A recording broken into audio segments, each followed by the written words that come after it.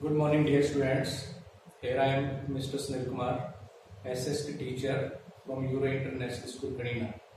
Dear students, I hope you all are fine at your home and you all are doing regularly homework. Today we discuss lesson number 2 of geography. Lesson name is natural resources. प्राकृतिक संसाधन, land, soil, water, natural vegetation, प्राकृतिक वनस्पतियां, and wild life and वन्य जीवन. This is the name of today's chapter. First of all, we start this chapter with a positive thought. This thought is related to also our natural resources. Water is very precious. Water is very precious means कि पानी जो है वो हमारे लिए बहुत ही कीमती है. ठीक है. For us we should don't waste it, और हमें इसे बगैर का व्यर्थ के कार्यों में इसे व्यर्थ भी नहीं करना चाहिए. ठीक है. First of all we start the key points of this chapter. First key point is natural vegetation. Natural vegetation means, जैसा कि हम नाम से मीनिंग क्लियर हो रहा है, प्राकृतिक वनस्पतियां. ठीक है. Plants communities growing naturally. Naturally means प्रकृति से ही स्वयं जो अपने आप ग्रो करती है, without human aid. Without human aid का मतलब है हम इंसान, हम मानव के बगैर किसी सहायता के. ठीक है. वो पेड़ पौधे, वो वनस्पतियां जो स्वतः अपने आप उगाती है, उनको हम क्या बोलते हैं? नेचुरल वेजिटेशन बोलते हैं. Next is wild life. Wild life means वन्य जीव जंतु, वन्य प्राणी. ठीक है. Animals living in the nature. ठीक है. वो जीव जंतु जो नेचुरल प्राकृतिक रूप से होते हैं, अनडोमेस्टिकेटेड स्टेट. ठीक है. और वो उस स्थिति में रहते हैं जहां पे हम उनको डोमेस्टिक रूप में नहीं मान सकते, यानी कि वो स्वतंत्र होते हैं, आजाद होते हैं, लेकिन एक वाइल्ड लाइफ के रूप में वो रहते हैं. Next is tracing. ठीक है. Tracing steps cut in the hill slope. Hill slope means पहाड़ी. पहाड़ी की जो स्लोप होती है, ढलान होती है, उस ढलान के ऊपर कुछ कट करके क्या बनाए जाते हैं? वहां पे टेरेस, चबूतरे टाइप बना लिए जाते हैं, और फिर वहां पे क्या की. डियर स्टूडेंट्स, अब हम अपना पार्ट 2 शुरू करते हैं. सबसे पहले हम चर्चा करेंगे लैंड के ऊपर. आप जानते हैं कि लैंड एक नेचुरल रिसोर्स है, प्राकृतिक संसाधन है. ठीक है. हमारे एटमॉस्फेयर, एनवायरमेंट, जितने भी लिविंग ऑर्गेनिज्म है, जितने भी जीवित प्राणी हैं, ठीक है, चाहे वो पक्षी है, पशु है, जानवर है, या हम ह्यूमन बीइंग है, हम सभी इसके ऊपर निर्भर करते हैं. ठीक है. यहां से हम अपने जीवन की सभी जरूरतों को पूरा करते हैं, चाहे वो हमारे खाद्य पदार्थ है या दूसरी चीजें हैं, वो हम सभी यहीं से प्राप्त करते हैं. हम घर बनाते हैं, फसल उगाते हैं. ठीक है. अपनी जरूरतों को पूरा करने की जो चीजें हैं उनको प्राप्त करते हैं, इंडस्ट्री लगाते हैं, स्कूल खोलते हैं. ठीक है. और भी कुछ करते हैं. सभी के लिए हम लैंड के ऊपर निर्भर करते हैं. लैंड एक बहुत ही इंपॉर्टेंट पार्ट है. ठीक है. तो सबसे पहले इसको समझने के लिए हम एक छोटा सा डायग्राम है उसके ऊपर चर्चा करते हैं. ठीक है. It is the picture of our earth. ठीक है. अब अर्थ का जो 51% पार्ट है, 51% जो पार्ट है, ठीक है, ये किससे ढका हुआ है? आइस है, स्नो है, डेजर्ट्स है और माउंटेन्स है. इन्होंने हमारी अर्थ के 50% पार्ट को कवर किया है. अब जो बचता है 49%, उस पे क्या बचता है? सबसे पहले हम देखते हैं 6%.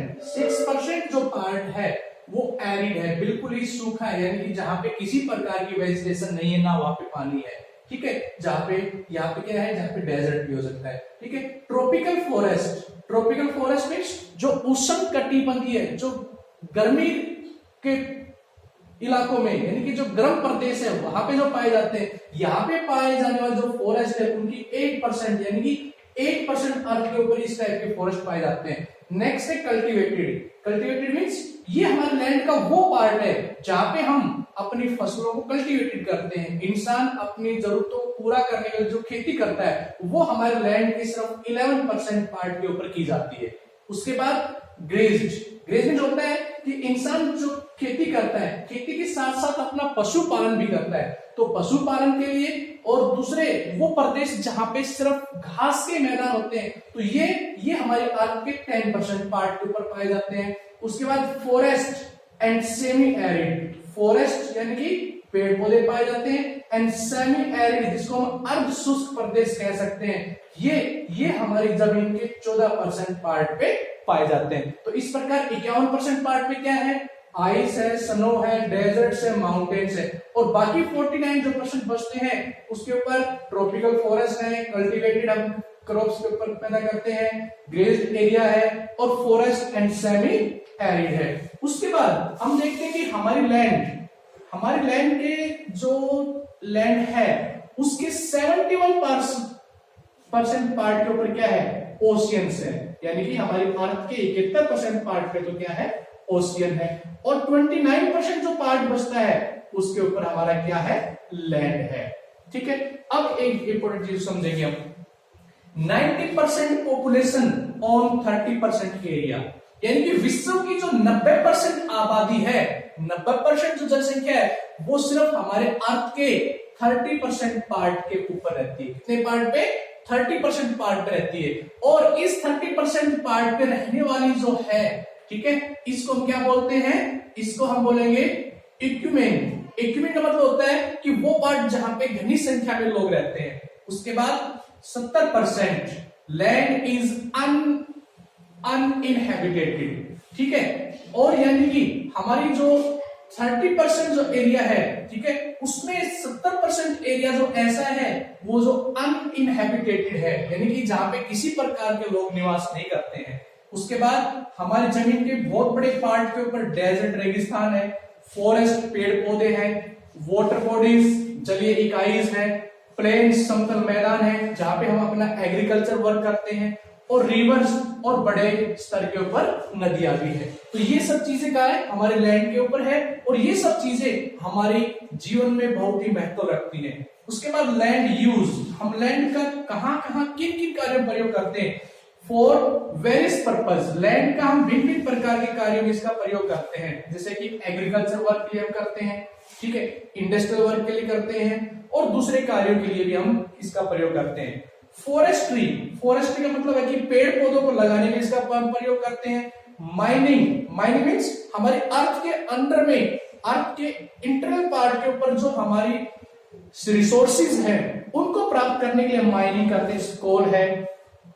बिल्डिंग्स, भिन्न कार्यों को पूरा करने के लिए बिल्डिंग बनाते हैं, ठीक है, गवर्नमेंट पार्ट को क्या करती है, गवर्नमेंट स्कूल खोलती है, हॉस्पिटल्स बनाती है, फैक्ट्री स्थापित करती है, तो उन सब के लिए भी हम इस प्रकार के प्रयोग करते हैं। हाउसेज, अपने घरों के निर्माण के लिए भी, और रोड्स का निर्माण करने के लिए भी हमें किसकी यूज होती है, लैंड की यूज होती है।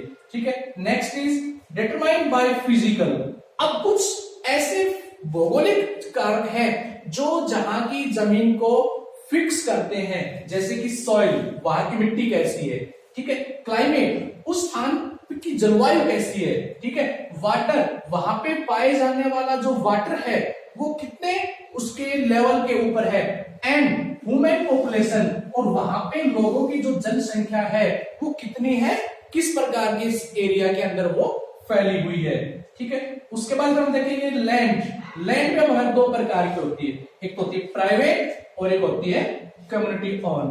प्राइवेट और कम्युनिटी ओन को इस प्रकार समझते हैं, मान लीजिए कि ये हमारी ग्राम पंचायत है, ठीक है, यहां ग्राम पंचायत का हमारा एक ट्यूबवेल है, कुआं है, जिससे हम पानी लाते हैं, पानी अपना लाने का प्रयोग करते हैं। ठीक है, तो ये क्या है, ये एक कैसी प्रॉपर्टी होगी, ये एक कॉमन प्रॉपर्टी होगी, इसको हम क्या कहेंगे, कम्युनिटी ओन प्रॉपर्टी भी कह सकते हैं। ठीक है, मान लीजिए ये क्या है, यह हमारा पंचायत भवन है, ठीक है, यहाँ ग्रामीण अपने गांव की सामूहिक कार्यों के ऊपर चर्चा करते हैं, तो ये भी क्या है, कम्युनिटी लैंड है। लेकिन इसके साथ ही यहाँ पे एक इंडस्ट्री स्थापित कर दी गई है, ठीक है, और वो किसने स्थापित की है, किसी एक दूसरे बड़े व्यक्ति ने, पूंजीपति लोगों ने यहाँ पे इंडस्ट्री लगाई है, तो उसको हम क्या बोलेंगे, उसको हम बोलेंगे प्राइवेट लैंड बोलते हैं। ठीक है, तो ये एक एग्जांपल था कम्युनिटी लैंड और प्राइवेट लैंड के रूप में। ठीक है फ्रेंड्स, अब हमारी जो जमीन है उसमें लगातार बहुत सारे खतरे भी हमारे सामने आ रहे हैं, जैसे कि लैंड डिग्रेडेशन है, भूमि का कटाव है, ठीक है, सॉइल इरेजन है, मिट्टी अपने स्थान से खिसक रही है। ये सब कार्य क्यों हो रहे हैं? क्योंकि लगातार क्या हो रहा है, लगातार पेड़ पौधों की कटाई हो रही है, जमीन के अंदर से लगातार जो पानी है उसका हम बहुत ज्यादा वेस्ट कर रहे हैं।